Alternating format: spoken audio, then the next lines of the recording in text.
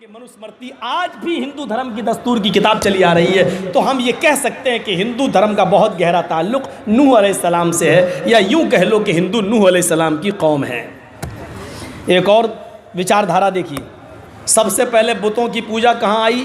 سب سے پہلے مورتی پوجا کا جو چلن ہوا وہ کہاں سے آیا؟ حضرت نوح علیہ السلام کی قوم میں۔ نوح علیہ السلام کے اس دنیا سے انتقال کر جانے کے بعد نوح علیہ السلام کی قوم کے جو 5 بڑے بڑے بزرگ تھے، ود، سوا، یغوث، یعوق، نصر، قوم نوح نے، نوح علیہ السلام کی قوم نے ان بزرگوں کی مورتی بنا لی تھی، ان بزرگوں کا بت بنا لیا تھا، اور وہ انہی بتوں کے سامنے سجدہ کرنے لگے، انہی بتوں کے سامنے جھکنے لگے، انہی بتوں کے سامنے اپنی دعائیں لے جانے لگے، اور انہی سے کہنے لگے کہ تم ہماری سفارش کر دو اللہ کے پاس لے جا کر، ہم کو بیٹا بیٹی دلوا دو اللہ سے۔ تو سب سے پہلے مورتی پوجا کی شروعات نوح علیہ السلام کی قوم سے ہوتی ہے، اور آج ہندو دھرم کے اندر منو کے زمانے سے چلی آ رہی ہے مورتی پوجا، بلکہ ہندو دھرم کے اندر تو مورتی پوجا اتنی ہے کہ یہاں تو 33 کروڑ دیوی دیوتا بن گئے۔ سمجھ گئے اب آپ؟ تو بہت گہرا تعلق ہے نوح علیہ السلام سے، منو سے۔ اب قرآن کیا کہتا ہے؟ شرع لکم من الدین ما وصى به نوحا والذی اوحینا الیک۔ اے محمد صلی اللہ علیہ وسلم، ہم نے تمہیں کوئی نیا دین دے کر نہیں بھیجا ہے، ہم نے آپ کو وہی دین دے کر بھیجا ہے جس دین کے نفاذ کا حکم ہم نے نوح کو دیا تھا، اور جس کی وحی ہم نے آپ کو کر دی تھی۔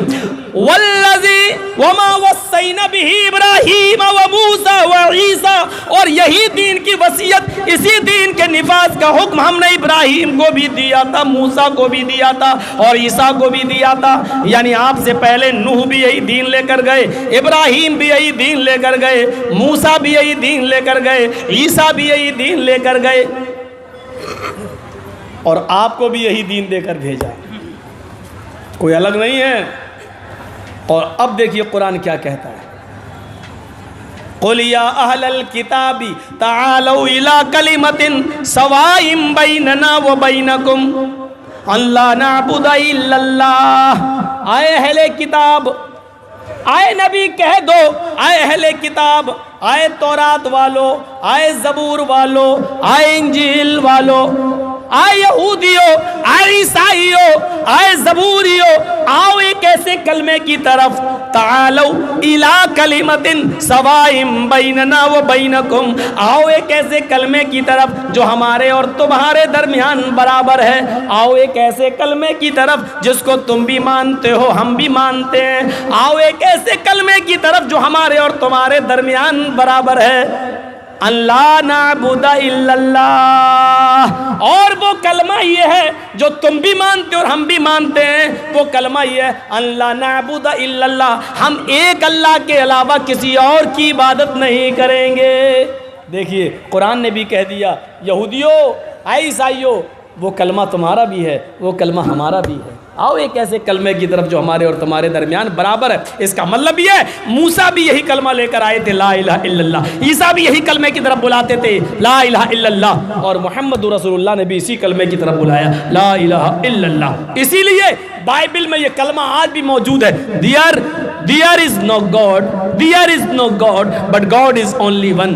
اور برہم سوتر کے اندر رگ وید میں یہ کلمہ آج بھی موجود ہے، ایکم برہما دتیہ ناستے ناستے کنچن، ایکم برہما دتیہ ناستے ناستے کنچن، نیہ ناستے کنچن، یہ کلمہ آج بھی موجود ہے۔ دیکھ لیجئے آپ، ایکم برہما، ایک ہی برہما ہے، برہما میز برہانڈ کا رچیتا اور رچنا کار ایک ہی برہما ہے، برہما میز اس مہان جگت کا سوامی ایک ہی ہے، سوامی میز کریٹر آف یونیورس، اس کائنات کا خالق ایک ہی ہے، دو نہیں ہے، اس دنیا کو بنانے والا، اس سنسار کو رچانے اور بسانے والا ایک ہی ہے، دتیہ ناستے دوسرا نہیں ہے، نیہ نہیں ہے، نا بالکل نہیں، اور قطعی نہیں، اور ہرگز نہیں، کنچن ذرا سا بھی نہیں ہے، اس دنیا کا بنانے والا ایک ہی ہے، دوسرا نہیں، بالکل نہیں۔ ساشٹانگ کرتویہ، ہائے لوگوں اسی کے سامنے سجدہ کرو، ساشٹانگ کرتویہ، ہائے لوگوں اسی کے سامنے اپنے 8 انگوں کو پرستت کر دو، 8 انگوں کو اسی کے سامنے رکھ دو، اس سے زیادہ کیا دلیل ملے گی؟ 8 انگوں کو رکھ دو، 8 انگ رکھے جاتے ہیں سجدے میں. آپ سجدہ کر کے دیکھیں نماز میں، ناک، ماتھا، یہ ناک اور ماتھا 2، 2 ہاتھ 4، 2 گھٹنا 6 اور دونوں پیر کتنا ہوا؟ 8. ساسٹانگ کرو، 8 انگوں کو دھرتی پر رکھو، اسی کو سجدہ کرو، کیونکہ اس برہانڈ کا رچیتا اور رچنا کار ایک ہے، ایک ہے. اس کے علاوہ کسی کو سجدہ نہیں کیا جا سکتا، اس کے علاوہ کسی کو سجدہ نہیں کیا جا سکتا، نہ کرشن کو، نہ رام کو، نہ ہنومان کو، اور نہ ہی کسی اور دیوی دیوتاؤں کو. اور اسی طریقے سے مسلمانوں میں نہ خواجہ معین الدین چشتی اجمیری کو، نہ غوث اعظم کو، نہ عبد القادر جیلانی بغدادی کو، نہ نظام الدین اولیاء کو، نہ بابا فرید گنج کو، کسی کو بھی سجدہ نہیں کیا جا سکتا ہے. قیس ابن سعد فرماتے ہیں، ابو داؤد اٹھاؤ، ابو داؤد اور کتاب النکاح کا چیپٹر کھولو. قیس ابن سعد کہتے ہیں کہ میں ایک بستی میں گیا جس کا نام حیرہ تھا. میں حیرہ شہر کے اندر داخل ہوا، ملک شام کے اندر میں گیا، میں نے حیرہ بستی کے اندر قدم رکھا. میں نے دیکھا کہ وہاں کے لوگ، وہاں کے یہودی اپنے بادشاہ کو، اپنے حکمراں کو سجدہ کر رہے ہیں، جس کو مرزبان کہا جاتا تھا، جس کو مرزبان کہا جاتا تھا، وہ اپنے بادشاہ کو سجدہ کر رہے ہیں. میں نے دل میں سوچا جب یہ اپنے بادشاہ کو سجدہ کر سکتے ہیں تو کیا میں محمد رسول اللہ کو سجدہ نہیں کر سکتا؟ جب یہ لوگ اپنے حکمراں کو اور حاکم کو سجدہ کر سکتے ہیں تو کیا میں اپنے نبی کو سجدہ نہیں کر سکتا؟ کہتے ہیں کہ میں بستی میں لوٹ کر آیا اور میں نے اللہ کے نبی صلی اللہ علیہ وسلم سے کہا، اے اللہ کے نبی، میں حیرہ گیا اور میں نے وہاں کے باشندوں کو دیکھا کہ وہ لوگ اپنے بادشاہ کو، مرزبان کو سجدہ کر رہے ہیں. آپ زیادہ حقدار ہیں کہ ہم آپ کو سجدہ کریں، آپ زیادہ حقدار ہیں کہ ہم آپ کو سجدہ کریں. آپ ہمیں اجازت دیجئے، جب یہودی اپنے بادشاہ کو سجدہ کر سکتے ہیں تو کیا ہم اللہ کے رسول کو سجدہ نہیں کر سکتے؟ کیا ہم اللہ کے پیغمبر کو سجدہ نہیں کر سکتے؟ تو اللہ کے نبی نے فرمایا، ہائے مرزبان، لو مررت بقبری اکنت تسجد لہ. ہائے مرزبان، کیا تم میری قبر کے پاس سے گزرو گے؟ کیا تم کبھی میری قبر کے پاس سے گزرو گے تو کیا اس کو سجدہ کرو گے؟ مرزبان نے کہا نہیں. اے اللہ کے نبی، آپ کی قبر کے پاس سے گزروں گا تو سجدہ کیوں کروں گا؟ نہیں نہیں، میں نہیں کروں گا. آپ نے فرمایا فلا تفعلوا، ایسا کرنا بھی نہیں، ایسا کرنا بھی نہیں. غور سے سنو، قیس ابن سعد اجازت مانگ رہے زندگی میں سجدہ کرنے کی. اے اللہ کے رسول، یہودی اپنے بادشاہ کو سجدہ کر سکتے تو کیا میں اپنے رسول کو نہیں؟ آپ مجھے اجازت دیجئے کہ میں آپ کو سجدہ کروں. تو اللہ کے رسول کیا کہہ رہے ہیں؟ کیا میری قبر کے پاس سے گزرو گے تو سجدہ کرو گے؟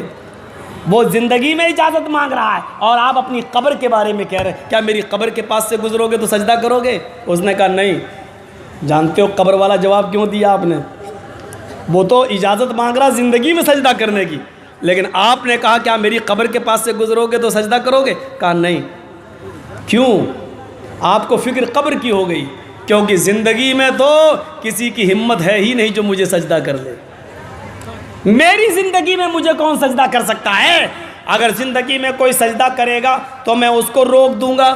میں اپنی زندگی میں تو کسی قیمت پر سجدہ کرنے نہیں دوں گا. کسی کی ہمت بھی نہیں ہے جو مجھے میری زندگی میں سجدہ کرے. لیکن فکر ہو گئی، میری زندگی میں تو سجدہ نہیں کیا، لیکن میرے انتقال کے بعد کہیں یہ لوگ میری قبر کو سجدہ نہ کرنے لگیں. اس وقت میں روک نہیں پاؤں گا، کیونکہ میں تو اللہ کو پیارا ہو جاؤں گا، پھر میں روک نہیں پاؤں گا. تو آپ کو فکر ہو گئی اپنے انتقال کے بعد کی کہ قبر کو یہ سجدہ نہ کرنے لگیں، تو آپ نے اسی لیے منع کیا کیا تم میری قبر کے پاس سے گزرو گے تو کیا سجدہ کرو گے؟ کہا نہیں. آپ نے کہا ایسا کرنا بھی نہیں. پھر آپ نے اپنی زندگی کے بارے میں بھی بتا دیا کہ تم مجھ سے زندگی میں سجدہ کرنے کی اجازت مانگ رہے ہو. ہاں آپ نے فرمایا اللہ کے علاوہ اگر کسی غیر کو سجدہ کرنا جائز ہوتا تو میں عورتوں کو حکم دے دیتا کہ وہ اپنے شوہر کو سجدہ کریں, میں بیوی کو حکم دیتا کہ وہ اپنے شوہر کو سجدہ کریں. جب کوئی عورت اپنے پتی کو, اپنے شوہر کو سجدہ نہیں کر سکتی ہے تو پھر تم مجھے سجدہ کیسے کر سکتے ہو؟ اگر زندگی میں کسی کو سجدے کی اجازت ہوتی تو میں بیوی کو حکم دیتا کہ وہ اپنے شوہر کو سجدہ کریں, عورتوں کو حکم دیتا کہ وہ اپنے شوہروں کو سجدہ کریں, لیکن اللہ کے علاوہ کسی کو سجدہ کرنا جائز ہی نہیں ہے. یہی کہا گیا ایکم برہمادتیہ ناستے ناستے کنچن, ایک ہی برہما ہے, اس برہنڈ کا رچیتا اور رچناکار ایک ہی ہے, ساشٹانگ کرتویتا, اسی کو سجدہ کرو, اسی کے سامنے جھکو. اسی کو بائبل میں کہا there is no God but God is only one, ایک ہی اللہ ہے. there is no God, کوئی خدا نہیں, کوئی اللہ نہیں, but God is only one, ایک ہی ہے. without second, دوسرے کو شریک نہیں کیا جا سکتا ہے, دوسرے کو شریک نہیں.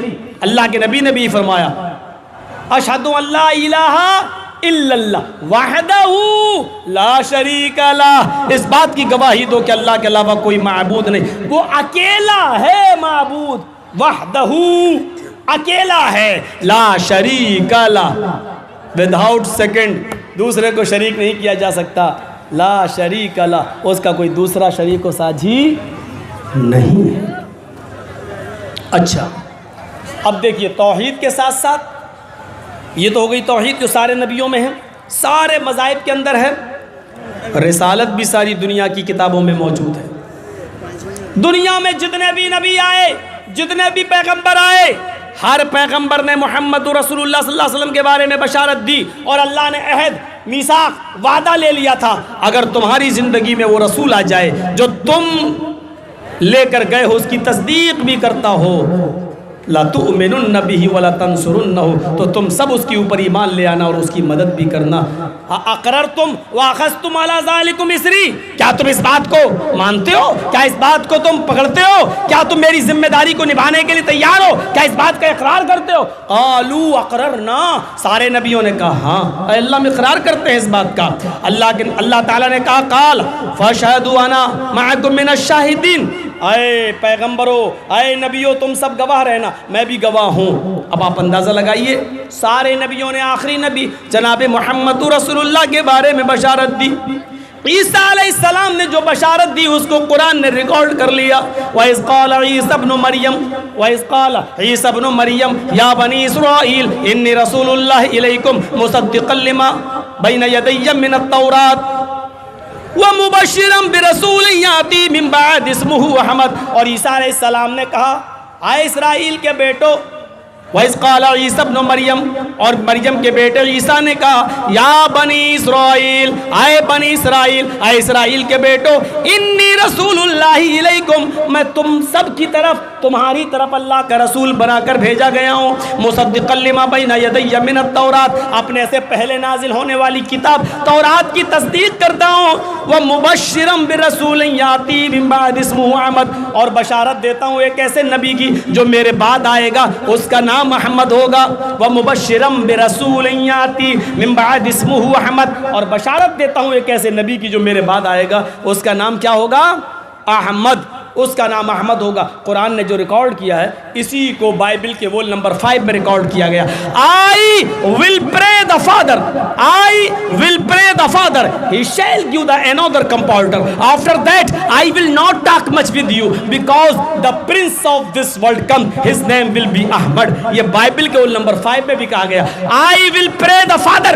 جیسس کہہ رہے ہیں, عیسیٰ مسیح کہہ رہے ہیں, عیسیٰ علیہ السلام کہہ رہے ہیں میں اپنے باپ سے یہ دعا کروں گا, میں اپنے پتا سے یہ دعا کروں گا, میں اپنے رب سے یہ دعا کروں گا, he shall give the another comforter, کہ وہ تمہیں دوسرا رسول دے, دوسرا پروٹیسٹنٹ دے, دوسرا رہبر دے, دوسرا رہنما دے, دوسرا مارگ درشک دے, راستہ دکھانے والا تمہیں دوسرا دے.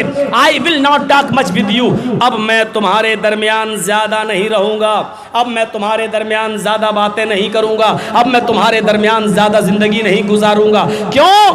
پرنس آف دس ورلڈ کم، اس دنیا کا شہزادہ تشریف لانے والا ہے، جب تک میں نہیں جاؤں گا وہ نہیں آئے گا، اس کے آنے کے لیے میرا جانا ضروری ہے۔ جب وہ اس دنیا میں آئے گا تو اس کا نام his name will be Ahmad, اس کا نام احمد ہوگا، اس کا نام احمد ہوگا۔ بائبل میں احمد، قرآن میں احمد، ہندو دھرم کی کتاب میں بھی احمد۔ ویداہمد ویداہمد پرشے مہانیمادتو ورل تپس پرستات ینیایا۔ شریمد بھاگوت مہان پران اسکند 12 ادھیائے 2 منتر نمبر 18۔ ویداہمد پرش مہانیمادتو، احمد نام کا ایک آدمی جنم لے گا۔ ویداہمد، احمد نام کا آدمی جنم لے گا، پرش انسان ہوگا، مہان امادت، اتنا بڑا مہان پرش ہوگا کہ اس کے برابر کوئی دوسرا نہیں ہوگا، یعنی آخری نبی نور نہیں ہوں گے، بشر ہوں گے۔ احمد نام ہوگا، انسان ہوں گے لیکن بہت بڑے انسان ہوں گے، مہان پرش ہوں گے۔ پرش مہان امادت، اتنے بڑے مہان پرش ہوں گے کہ ان کے برابر کوئی دوسرا نہیں ہوگا۔ ورل تپسا، پوری دنیا کو روشن کریں گے۔ ورل تپسا، پوری دنیا کو روشن کریں گے، یعنی چمکتے ہوئے سورج بن کر آئیں گے۔ پوری دنیا کو روشن کرنے کا مطلب یہ ہے کہ وہ اپنے ساتھ روشنی لے کر آئیں گے۔ جس طرح سورج کی روشنی ہر ایک گھر کو پہنچتی ہے، ایسی محمد صلی اللہ علیہ وسلم جو تعلیم، جو دعوت دیں گے وہ سب کے لیے ہوگی، سب کے گھروں کو روشن کرے گی۔ جیسے سورج کی روشنی ہندو اور مسلمان نہیں دیکھتی ہے، سب کو فائدہ پہنچاتی ہے، ایسی احمد جو روشنی لے کے آئیں گے وہ سب کو فائدہ پہنچائے گی۔ ورل تپسا، وہ سب کو روشن کریں گے، سب کے لیے سورج بن کر آئیں گے۔ قرآن کریم نے بھی محمد رسول اللہ کو سراج منیر کہہ دیا۔ یا ایھا النبی انا ارسلناک شاہدا ومبشرا ونذیرا وداعیا الی اللہ باذنہ وسراجا منیرا۔ اے نبی، ہم نے آپ کو روشن چراغ بنا کر بھیجا، ہم نے آپ کو روشن سورج بنا کر بھیجا۔ سورج کہہ دیا، ایک فرق ہے، یہ سراجم منیر ہے، وہ سراجم وہاج ہے۔ آسمان پہ جو سورج چمکتا ہے وہ سراجم وہاجا کہا اللہ نے، وجعلنا سراجم وہاجا، بہت زیادہ روشن اور چمکنے والا سورج۔ اللہ تعالیٰ نے آسمان پہ چمکنے والے سورج کو سراجم وہاج کہا اور محمد رسول اللہ کو سراج منیر کہا۔ آسمان پہ جو سورج چمکتا وہ بھی سراج ہے، محمد رسول اللہ کو بھی سراج کہا ہے۔ فرق اتنا ہے، اس کو وہاج کہا، اس کو منیر کہا۔ آسمان کا سورج صبح نکلتا ہے، شام کو ڈوب جاتا ہے، لیکن محمد رسول اللہ وہ روشن چمکنے والے سورج ہے کہ جن کی روشنی دن میں بھی باقی رہتی ہے اور رات میں بھی باقی رہتی ہے، جن کا نام دن میں بھی لیا جاتا ہے اور رات کے اندھیرے میں بھی لیا جاتا ہے۔ سورج اپنی روشنی صرف دن کے اجالے میں دیتا ہے، رات میں نہیں، لیکن محمد رسول اللہ کی تعلیمات کی روشنی دن میں بھی موجود ہے۔ یہ رات کا اندھیرا ہے لیکن یہاں بھی نبی کی تعلیم دی جا رہی ہے۔ یہ سراج منیر اور سراج وہاج میں فرق ہے۔ آسمان کا جب سورج چمکتا ہے تو اندھیرا دور ہو جاتا ہے، رات کی تاریکی ختم ہو جاتی ہے۔ محمد صلی اللہ علیہ وسلم بھی ایک ایسا سورج ہے، وہ اپنے ساتھ جو روشنی لے کے آئے اس نے گناہوں کے اندھیرے کو مٹا دیا، اس نے گناہوں کی تاریکی کو ختم کر دیا۔ دنیا میں عرب کے اندر جو پت بھرشتا اور گمراہی تھی، محمد رسول اللہ کی روشنی نے اس کو مٹا کر رکھ دیا۔ اتکلوگت پرائے چریشو کھرگر مڑی دھرمتراڑائے ستوینی بھگوان اترشیتھی تتستو شمبھل گرا میں سوت سواجی ہو جاتا ہے منگلا چار بہولا پاپتا ویوججتا تچھدوا پنڈری کا چھو برہمڑ ودمبری تھی بھونے شمبھلو وشنو یشسو گرے سومتی پرادربوابیم۔ ذرا نظر ڈالو، اتکلوگت پرائے جنیشو کھرگرمڑی، جب ساری جنتا گدھوں اور جانوروں کی طرح ہو جائے گی، دھرمت تراڑائے، تب دھرم کی رکشا کرنے کے لیے، ستوین و سچائی کو نافذ کرنے کے لیے بھگوان اترشتی، اللہ نبی بھیجے گا، بھگوان اترشتی، بھگوان اوتار بھیجے گا۔ اللہ کے نبی اسی دور میں آئے، محمد رسول اللہ صلی اللہ علیہ وسلم کا جنم اسی زمانے میں ہوا جب ساری جنتا، ساری عوام جانوروں کی طرح ہو چکی تھی۔ شراب اتنی پی جاتی تھی کہ لوگ شراب کے نشے میں دھت ہو کر اپنی رقم ہار جاتے تھے، مکان جوئے میں لگا دیا کرتے تھے۔ زاد المعاد میں علامہ ابن قیم نے لکھا ہے، مکان ہار جاتے تھے تو وہ اپنی بیوی جوئے میں لگا دیا کرتے تھے، اور بیوی بھی جوئے میں ہار جاتے تھے تو اپنی بیٹی بھی جوئے میں لگا دیا کرتے تھے۔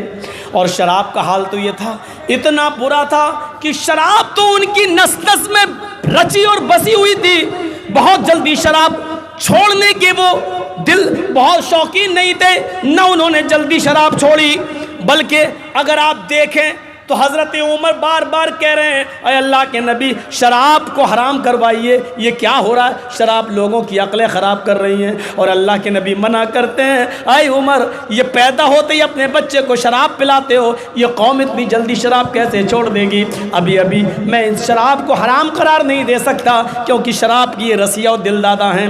عمر مشورہ دے رہے ہیں لیکن اللہ کے نبی مصلحتاً شراب کو حرام قرار نہیں دے رہے ہیں۔ شراب کئی مرحلوں کے بعد حرام ہوتی ہے، پہلے مزاج بنایا جا رہا ہے، پہلے مزاج بنایا گیا یسألونک عن الخمر والمیسر، اے محمد صلی اللہ علیہ وسلم یہ آپ سے شراب اور جوئے کے بارے میں پوچھتے ہیں یارب کے لوگ، تو کہہ دیجئے قل فیہما اسم کبیر، کہہ دیجئے کہ اس کے اندر بہت بڑا گناہ ہے، ومنافع للناس، لوگوں کے لیے بہت سی فائدے کی چیزیں بھی ہیں۔ دیکھیے قرآن نے شراب اور جوئے کے فائدے کا انکار نہیں کیا ہے۔ لوگ کیا کہیں ہیں مولانا صاحب شراب اور جوئے کا فائدہ بتا رہے ہیں، قرآن نے شراب اور جوئے کے فائدے کا انکار نہیں کیا ہے، فرمایا منافع للناس، شراب کے اندر اور جوئے کے اندر لوگوں کے لیے بہت سے فائدے کی چیزیں بھی ہیں، لیکن کیا کہا اسمہا اکبر من نفعہما، لیکن شراب کا اور جوئے کا نقصان اس کے نفع سے زیادہ ہے، نقصان زیادہ ہے نفع کم ہے۔ اچھا فائدہ کیا تھا، فائدہ کیا تھا، نیند نہیں آ رہی ہے، بچوں کی شادی کیسی ہوگی، یہ بڑا ہو جائے گا میرے ساتھ کھائے گا، میرے پاس کمانے کو نہیں ہے، یہ اب نیند نہیں آ رہی، ٹینشن ہے، ہزاروں الجھنیں، لائے پوا پی گئے شراب، اب نیند آ گئی، ٹینشن ختم، سارے جھمیلے ختم، دیکھا جائے گا شادی وادی، سو گئے، پھر پی لی، جب ہوش آ رہا تو پھر پی رہے ہوں، پھر پی رہے، نفع ہے، سکون تمہیں تھوڑا سا مل جاتا ہے، لیکن اس کا نقصان کیا ہے وہ اس کے نفع سے زیادہ ہے۔ جوئے کا فائدہ کیا تھا، جوئے میں فائدہ ہے، لیکن ہاں امیتابھ بچن ایک جوا کھیلتا ہے انٹرنیشنل، تو جواری وہی ہے، کون بنے گا کروڑ پتی، مولانا جرجی صاحب چلے گئے، 10 سوال کا جواب دینا ہے، قسمت میں لگ گیا تو 1 کروڑ جیت جائیں گے، اب بیٹھ گئے، میرے پاس پھٹیچر 1 روپیہ نہیں ہے، بیٹھ گئے امیتابھ بچن کے سامنے، پہلا سوال 10,000 کے لیے، دوسرا سوال 20,000 کے لیے، تیسرا سوال 20 کے دگنے 40,000 کے لیے، چوتھا سوال 40 کے دگنے 80,000 کے لیے۔ مولانا جرجی صاحب بتاتے چلے جا رہے ہیں، بتاتے چلے جا رہے ہیں، آخری سوال 1 کروڑ کے لیے بتا دیا، لگ گئی کروڑ، کتنا بڑا فائدہ جوئے گا، لیکن میرا تو فائدہ ہے، جو ہارا 1 کروڑ روپیہ وہ تو کنگال ہوا ہے نا۔ ہم اور آپ جوا کھیل رہے ہیں، IPL میچ حیدرآباد جیتے گی کہ چنئی جیتے گی، ہاں شاہ رخ خان کی ٹیم جیتے گی یا پریتی زنٹا کی جیتے گی، پنجاب جیتے گی یا کولکاتہ جیتے گی، چل 1 لاکھ میرا، تم کس کی طرف ہو، کولکاتہ کی طرف، ہاں جرجی صاحب شاہ رخ خان کی طرف تو جائیں گے ہی، تم کس کی طرف ہو، پریتی زنٹا کی طرف، یہ جیتے گی، شاہ رخ خان کی ٹیم جیت گئی، 1 لاکھ مجھے مل گیا، کتنا بڑا فائدہ میرا، ایک جھٹکے میں 1 دن میں 1 لاکھ جیت لیا، لیکن دوسرے کا وہ تو کنگال ہو گیا، 1 لاکھ گیا۔ تو کیا کہا قرآن نے، منافع للناس، شراب اور جوئے میں نفع ہے، لیکن اس کا نقصان اس کے نفع سے زیادہ ہے۔ وہ 1 لاکھ روپے جو ہارا، اس 1 لاکھ روپے سے وہ اپنے بچوں کی پڑھائی کر سکتا تھا، وہ اپنے بچوں کے کپڑے بنوا سکتا تھا، وہ اپنے بچوں کو اچھے اسکولوں میں ایڈمیشن دلا سکتا تھا، اس کا نقصان کتنا ہے؟ تم تو 1 لاکھ روپے جیت گئے ہو، تم تو ایک جھٹکے میں جیت گئے، تمہیں تو نفع مل گیا، لیکن اس کا تو پورا گھر کیا پورا خاندان تباہ و برباد ہو گیا۔ قرآن یہی کہتا ہے، دیکھیے یہاں اللہ تعالیٰ نے شراب کو حرام قرار نہیں دیا، صرف نقصان بتایا کہ شراب اور جوئے کا نقصان اس کے نفع سے زیادہ ہے۔ اب کچھ لوگوں نے چھوڑ دیا، کچھ لوگ پھر بھی پیتے رہے شراب، ابھی حرام تھوڑی ہوئی ہے، اس لیے پینا نہیں چھوٹا، کم تو کر دیا لیکن پینا نہیں چھوٹا، نفرت دلا دی گئی ہے، نفرت، لیکن ابھی حرام نہیں ہوئی ہے۔ محفل جمی ہوئی ہے، حضرت علی بیٹھے، عبد الرحمن ابن عوف بھی بیٹھے ہیں، دعوت کا دور چلا، لوگوں نے آپس میں دعوت کی ایک دوسرے کی، کھانے کا دور چلا، وہیں کھانا کھایا جا رہا ہے، اور کھانا کھانے کے بعد شراب کا دور چلنے گیا، شراب کا دور چلا، صحابہ نے شراب بھی پی لی۔ اسی حال میں نماز کا وقت آ جاتا ہے، سارے صحابہ نماز پڑھنے کے لیے کھڑے ہو جاتے ہیں، ایک صحابی کو نماز پڑھانے کے لیے کھڑا کر دیا جاتا ہے، سب شراب کے نشے میں ہیں، سب کھانا کھا کر شراب پیے۔ اب شراب کی حالت میں صحابہ بھی نماز پڑھ رہے ہیں اور پڑھانے والا بھی امامت کے مصلی پر کھڑا ہے، اللہ اکبر۔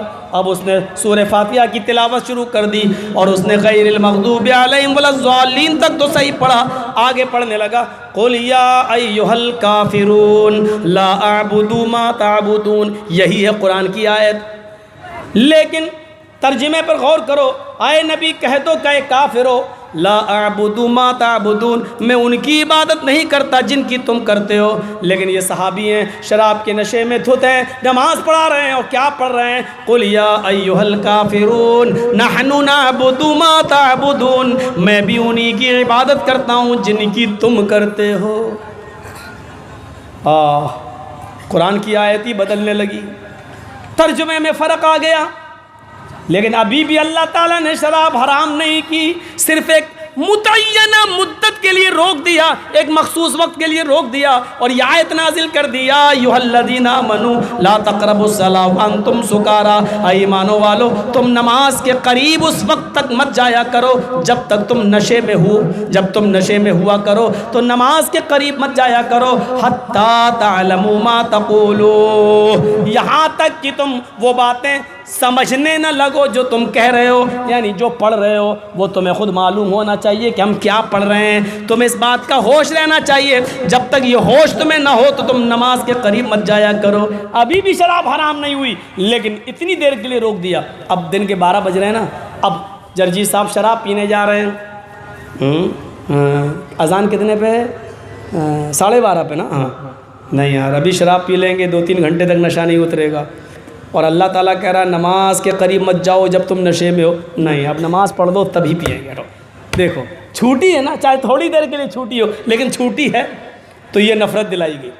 اب ظہر پڑھ کے آیا، تھوڑی دیر قرآن پڑھا، گھر میں آ کے کھانا وانا کھایا، 2-2:30 بج گئے، اب عصر کا وقت ہو رہا ہے، 1 گھنٹے بعد 1.5 گھنٹے بعد عصر، اچھا یہ شراب پی لیں گے تو نشہ کب تک رہے گا؟ 2-2:30-3، نہیں پھر عصر بھی چھوٹ جائے گی، چلو یار عصر کے بعد پی لیں گے۔ تو اب ظہر کے بعد بھی نہیں پی رہا ہے، عصر کے بعد بھی نہیں پی رہا ہے، اب بس وہ یا تو صبح فجر کے بعد پیتا تھا یا پھر عشاء کے بعد پی کے سو جاتا تھا، بس شراب ابھی بھی حرام نہیں ہوئی۔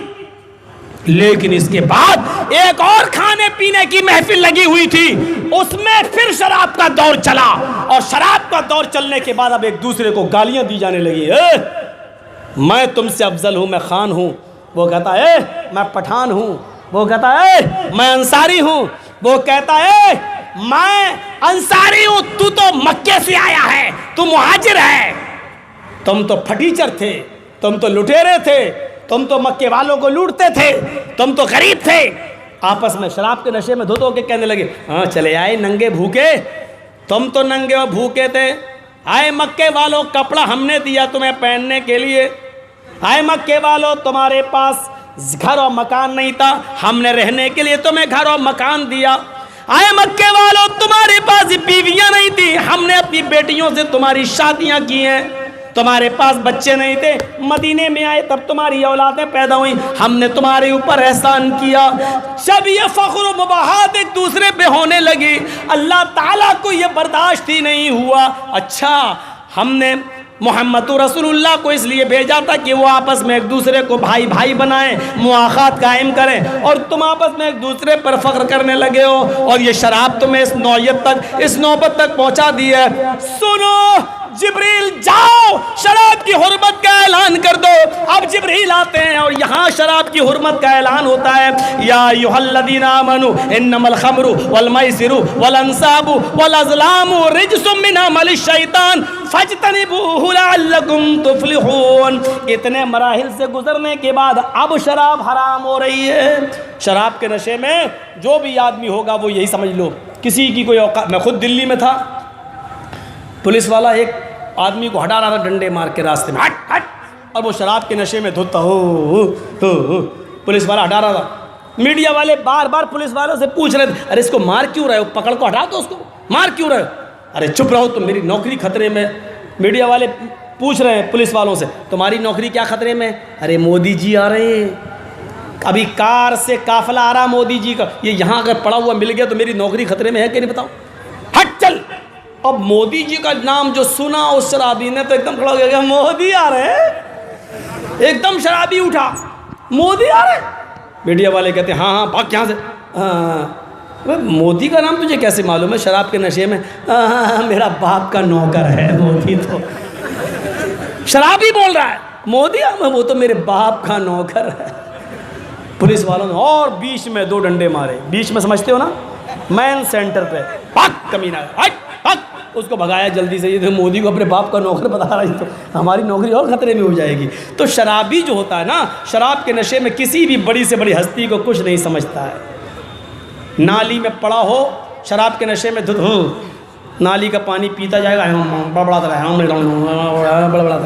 اس سے پوچھو اے کیا پی رہے ہو، کہہ دے گا زمزم پی رہے ہیں۔ شرابی ہے، عقل اس کی چھپ گئی ہے۔ گھر میں آئے گا تو اپنی ماں کو ہی ماں کی گالی دے گا، اپنی بہن کو گالی دے گا، اپنے باپ کو گالی دے گا، اپنی بیوی کو گالی دے گا۔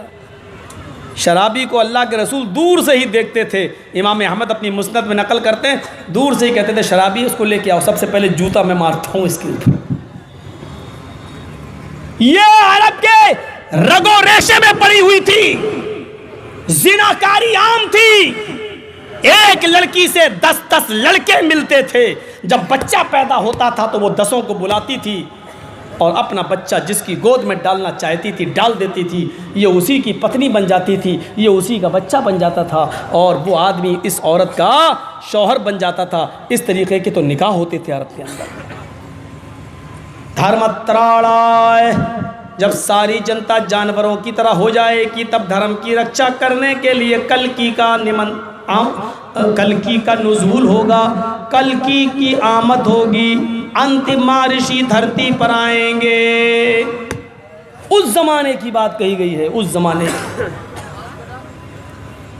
اتکلوگت پرائے جنیشو کھرگر بڑی دھرمتراڑائے ستوینے بھگوان اترشتی اشوما شکمارو ہدیو دتے جگت پتی آسنا سادھت منم شریشوریا گلنویتا۔ اس کلکی کو ایک گھوڑا دیا جائے گا، اس گھوڑے پر بیٹھ کر وہ یاترا کرے گا، آکاش کی آسمان کا سفر کرے گا۔